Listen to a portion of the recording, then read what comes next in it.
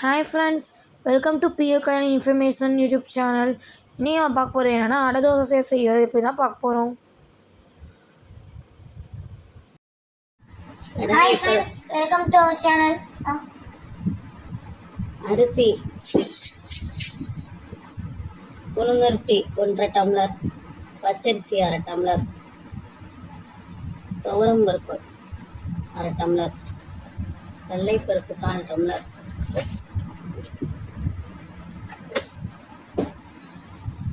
ஜவ்வரிசி 5-6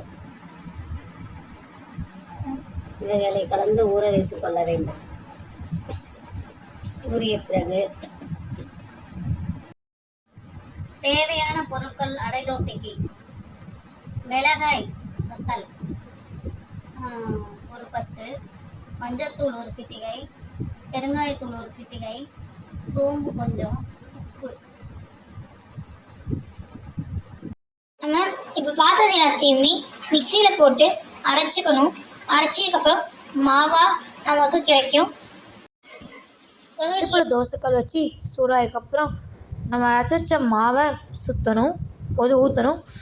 நமக்கு இப்போ அடை தோசை கிடச்சிருச்சு.